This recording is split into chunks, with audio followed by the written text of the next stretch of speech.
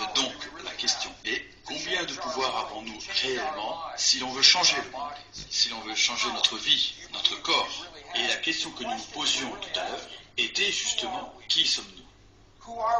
Qui sommes-nous?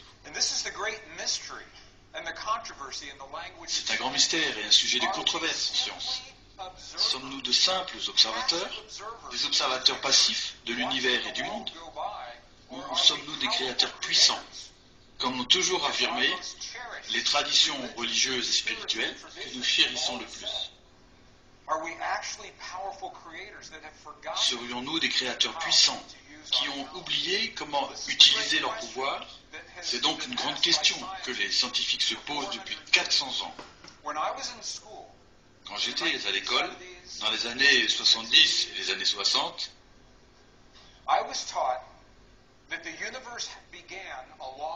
on m'avait appris que l'univers avait commencé il y a longtemps et que nous sommes apparus à une ère relativement récente et que nous sommes essentiellement des grains de poussière impuissants dans un immense univers.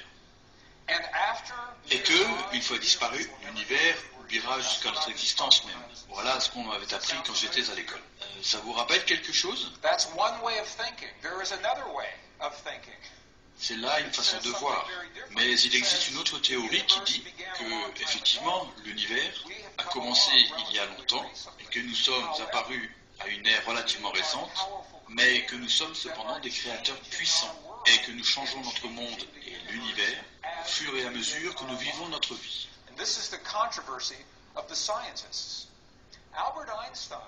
C'est un sujet de controverse parmi les scientifiques. Albert Einstein adhérait à cette idée, puisqu'il disait « Nous habitons un monde qui existe indépendamment de nous, les humains. Un monde qui s'érige devant nous comme une grande énigme éternelle, ou du moins comme une énigme qui n'est que partiellement accessible à notre investigation et notre réflexion. » C'est très complexe. Ce qu'Einstein nous dit en substance, c'est que nous aurions de la chance si jamais l'on venait à comprendre le fonctionnement de l'univers, et qu'en fin de compte, nous sommes très insignifiants.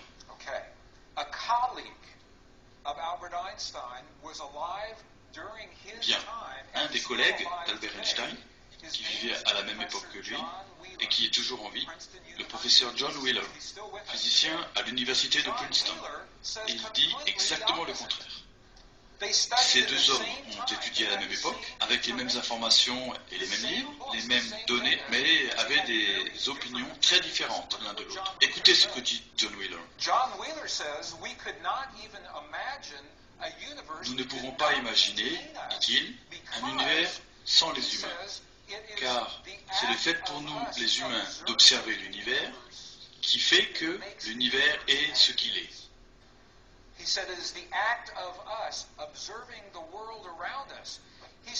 Nous faisons partie, dit-il, d'un univers qui n'est pas encore fini. Pour lui, l'univers est incomplet.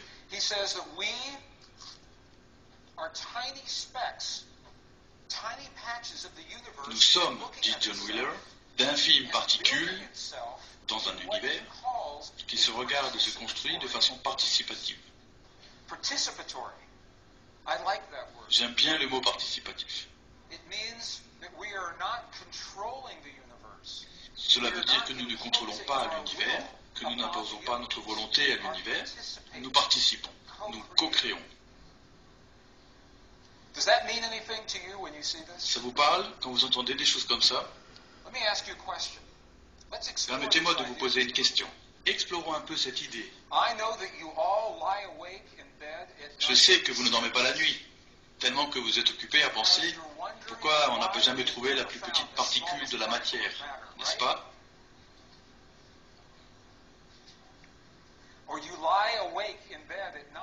Tout comme vous ne dormez pas non plus, parce que vous êtes occupé à penser pourquoi on n'a pas trouvé les confins de l'univers. N'est-ce pas que c'est vrai? C'est mon cas. Ces questions me privent de sommeil. La vérité est que nous ne trouverons probablement jamais la plus petite particule de la matière. Et nous ne trouverons peut-être jamais les confins de l'univers.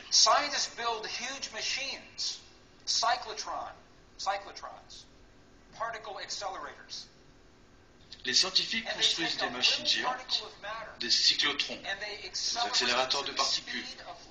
Ils prennent une infime particule de la matière et la font accélérer à la vitesse de la lumière, ou presque, et la fracassent ensuite contre une autre particule afin de la briser en plusieurs autres infimes morceaux, pensant trouver avec cette méthode la particule la plus petite de la matière. Mais ils ne la trouvent jamais, cette particule. Savez-vous pourquoi? Car voilà ce qui se passe. Chaque fois qu'ils pensent avoir trouvé la particule la plus petite, ils regardent mais trouvent que celle-ci contient une autre particule. La raison pour laquelle nous ne trouverons probablement jamais la plus petite particule de la matière, et la raison pour laquelle nous ne trouverons probablement jamais les limites de l'univers, tient à ce que dit justement John Wheeler.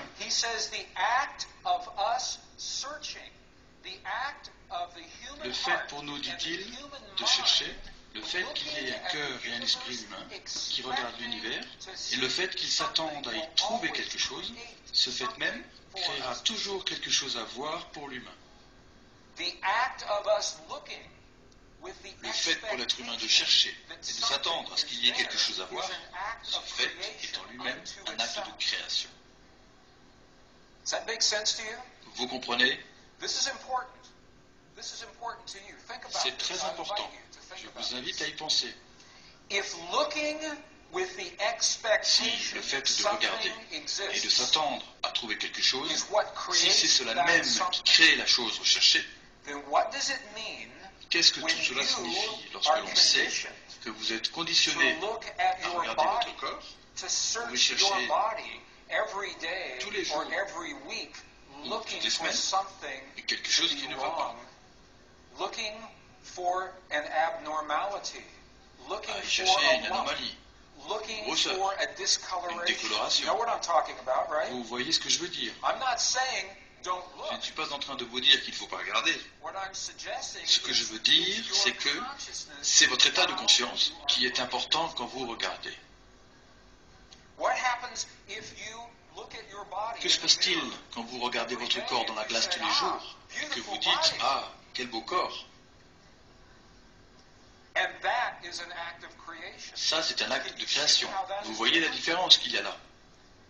C'est bien mieux comme ça que de regarder votre corps pour y chercher une grosseur ou quelque chose qui ne devrait pas y être. Vous comprenez? C'est très très important ce que nous dit John Wheeler. Nous avons là un scientifique qui nous dit que c'est la conscience qui crée notre univers physique. La question est, si le sentiment et la conscience sont à l'origine de notre création, quelles sont nos propres pensées sur le monde?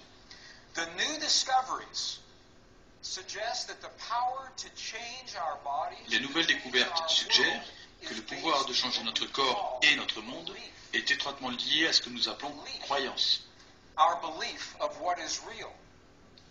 Ce que nous croyons être vrai. Notre vie est étroitement liée à nos croyances sur le monde. Seriez-vous d'accord avec ça? Que notre vie est étroitement liée à nos croyances? Nos croyances sur nous-mêmes, le monde, les autres, sur nos limitations et nos capacités.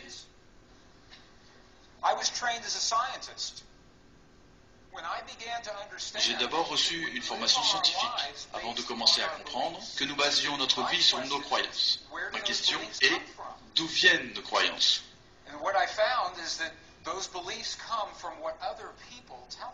Ce que j'ai découvert, c'est que nos croyances viennent de ce que les autres nous disent. Nos croyances viennent de ce que l'histoire nous dit, de ce que la science nous dit, de ce que les religions nous disent, de ce que notre culture, notre famille nous disent, de ce que nos amis nous disent. C'est de là que viennent nos croyances. Seriez-vous d'accord avec ça?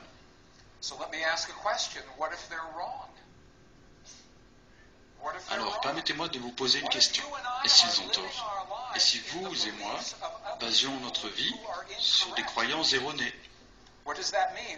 Qu'est-ce que cela signifie pour nous? Quel est le pouvoir des croyances sur nous? Quel est leur pouvoir?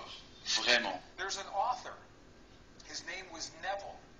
Neville, auteur du début du XXe siècle, a écrit un livre intitulé « Le pouvoir de la conscience », un très beau livre.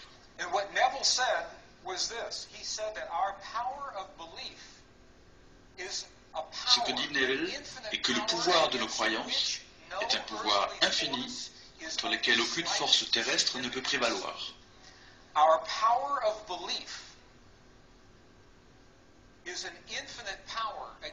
Notre pouvoir de croyance est un pouvoir infini contre lequel aucune force terrestre ne peut prévaloir.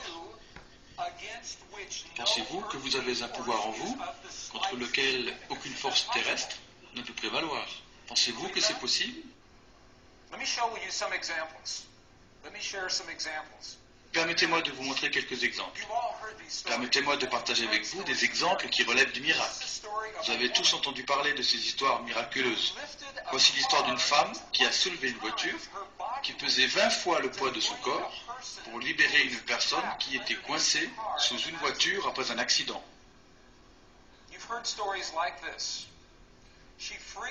Vous avez déjà entendu des histoires similaires. Elle a libéré cette personne, elle l'a accompagnée à l'hôpital et elle a attendu dans la salle d'attente. Quand le médecin est sorti, il lui a dit « Cet homme vivra parce que vous avez soulevé la voiture et vous lui avez donc sauvé la vie. » Et en entendant ce qu'elle a dû faire pour sauver une vie, la femme s'est évanouie. Car elle avait fait quelque chose qu'elle-même n'arrivait pas à y croire. Elle n'y avait plus pensé. Tout ce qu'elle avait dit alors, c'était « Tout ce que je savais, c'est que je devais libérer cet homme. » Et il n'y avait personne pour m'aider à ce moment-là. Combien d'entre vous sont des marcheurs sur le feu? Est-ce qu'il y en a parmi vous qui ont déjà marché sur le feu? Bien, quelques-uns. Le 15 juin 2005, Amanda Dennison, de la Provence d'Alberta, au Canada, est entrée dans le livre des records pour la plus longue marche sur le feu. Elle a pu traverser un brasier de 220 pieds de long. Je ne sais pas combien de mètres cela fait-il.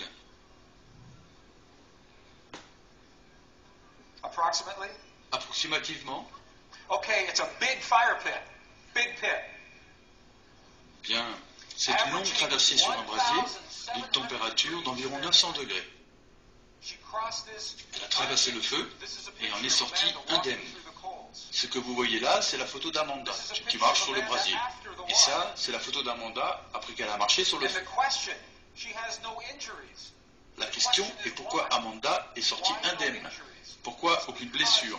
À cause de ses croyances. La dame qui a soulevé la voiture qui faisait 20 fois son poids l'a fait parce qu'elle avait des croyances. Amanda a pu marcher dans le feu à cause de ses croyances. Ce sont là des histoires qu'on entend tous les jours, du pouvoir que nous avons à l'intérieur de nous. Mais ce sont des exemples rares. Imaginez qu'on assiste à ça tous les jours. Donc, les miracles des croyances. Tout à l'heure, nous nous sommes posé la question, qui sommes-nous? Ce que nous savons, c'est que nous sommes faits d'énergie quantique. Vous avez tous entendu dire que nous sommes faits d'énergie quantique, oui?